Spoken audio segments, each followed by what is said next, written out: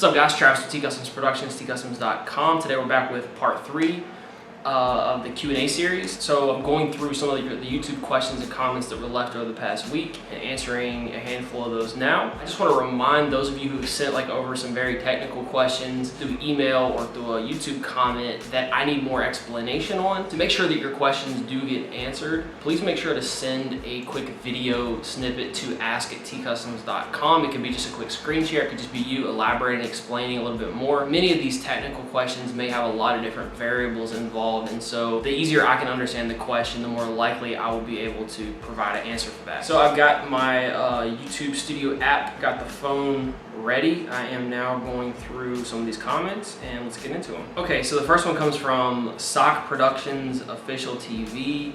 Hey Travis, let me ask you, how do you add Twitter, Facebook, etc. link in the downside of your video? Thanks. So I think what you're referring to is the lower third. And so a lot of my videos, you'll see that I either have a logo or I have my social media links, in the bottom portion of the video. To answer your question directly, how am I doing this? It's very easily done with a backlist PNG file. So if you have Photoshop or any other image editing software, that you can export a backlist or a transparent image file. You can export that image and then just overlay it over your video whenever you're doing your video editing in whatever video editing software that you use. There are templates out that you can use. You can do a Google search for lower thirds. You can find images. You can also find stuff for After Effects. You can modify something that's already existing. I just went in and created a custom one myself, so you can go on and do a Google image search and find if you want to put your Facebook link or your Twitter, and then just figure out what kind of font or however you want to design it, set up your 1080p or whatever resolution that your videos are being shot in, just create your own custom lower third. Now, like I mentioned, you can get more advanced with it. Like there's animation to think about. Some people use Adobe After Effects to get some really cool animation and things like that. And like I said, you can look online, you can find lower third templates specifically for After Effects. But if you don't have it and you're just looking for something quick and easy, again, what I use is just Photoshop to create a backlist PNG. And also, if you are looking for just some basic animation, you can also look at your transitional effects.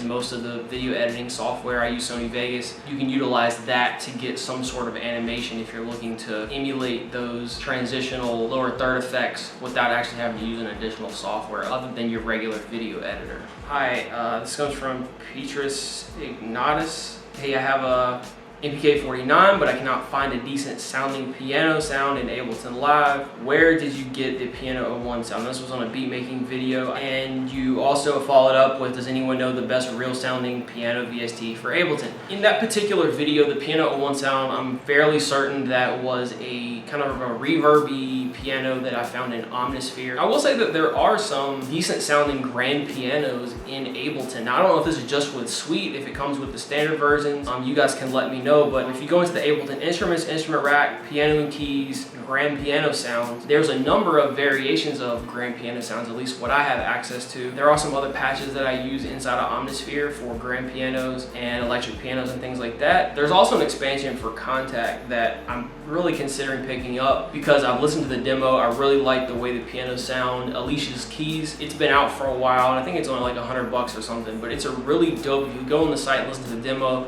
sounds are really clean and warm. These sound companies are coming out with new plugins all the time, so I'm very certain that there are other really great third-party grand piano plugins. One other thing, if you are on a budget, you don't have any money to pay for additional sounds, don't forget that you can take different piano sounds or different anything and layer those and kind of make a better patch. Maybe find a couple of different grand piano sounds that you like or sound okay. Maybe try layering some of those, doing some panning, doing some different EQing. So I hope that answers your question. So this comes from Dimkey's Music. He says, I like the way you chop samples. When you listen to a track for the first time, are you able to imagine what certain chopped samples would sound like, or do you just chop and see where it takes you from there? Also, would you recommend chopping and then creating a rhythm based on the chopped sample, or creating a rhythm and then finding the right rhythm for that chopped sample? I tried the latter, didn't work well, but then again, it was the first time I'd ever tried chopping. I'll start by saying this, there's not one set way to do it. You'll find producers that always have to have a drum track down first, or most of the time will have to have a drum track down to get a sound and get a groove first, and then they'll add samples later. You know, I've watched a lot of beat making videos of producers that I look up to, see them working on a track and they're, you know, chopping the sample up and they're like, okay, I need to get a drum groove down first. I need to get kind of feel what the track is, the drums. I've seen Apollo Brown do it. I've seen Black Milk do that, where they need to get that groove and a rhythm down for the drums first before they start arranging the sample. For me, I approach it that way sometimes. Sometimes I'll lay a drum break down, or I'll go ahead and have a drum pattern or sequence laid out, and then I'll add the sample chops on top of that. Then in other cases, I'll start first with the sample sequence. If I can come up with some sort of groove or sequence without the drums, I'll go ahead and just lay that sample down and then find the right drums to fit over the way the sample sequence is laid out. There's not a right or wrong way, and in some cases I will start with one approach and then I'll flip it. So maybe I'll start with a drum break and then start trying to find the sample chops to work with that drum break, and it doesn't work with that groove. As I'm starting to create, I'm hearing a different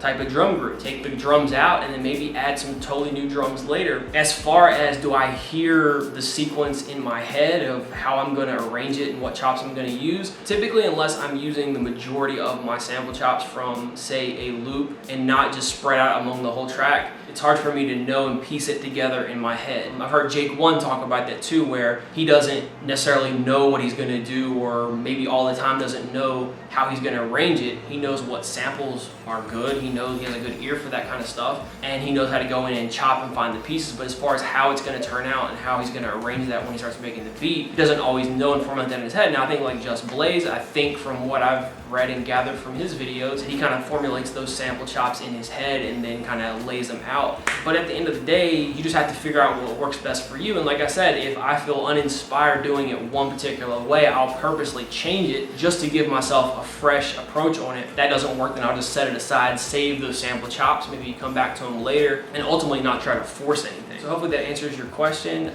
Larry Steele, you were asking, hey TC, do you have a Vox selection for sale because they really help with those hooks? So yeah, I've linked, and I linked to you there in the comment, but I've linked to those Vox sample packs in a number of the beat making videos and other tutorials, those vocal stabs that I'm using in a lot of my hooks and various places in my track. 2 installments of those. I'll make sure to link those in the description if you weren't able to check them out. There's demonstration videos there. There's a lot of great testimonials and reviews from a lot of producers that you probably know online. And also in the recent sound effects pack, I sprinkled in a number of vocal sounds in there as well. So that's another pack you might want to check out. So the Vox Sample Pack Volume 1, 2, and then the sound effects kit. The last question for today is from Nims Lord. He says, hey dude, where did you learn to play keyboard? Did you go to music school in the past? So I addressed this question in the first couple of videos of the Piano Tips for Beatmakers series, which I'll link in the description, and I go into it in a little more detail. But just to answer your question quickly, no, I didn't go to piano or music school or anything like that. I did take a private piano lesson for a number of years, and that's how I've developed a lot of the piano theory and knowledge, aside from just practicing and learning on my own. But I'll link that in the description where I talk about it in more detail. And so that's going to wrap up today's Q&A. I want to say thanks for all the questions you sent in over the week. If you do have any more detailed questions that maybe you sent in before or would like to send in the future, again, that are technical in nature and need more explaining and elaborating, whether it be through visual or auditory, but the easier I can understand the question, the more likely I'll be able to answer it for you. You can connect me on all social media outlets. If you like this video, please thumbs up, subscribe to the channel, and I will see you in the next one. Thanks for watching. Peace.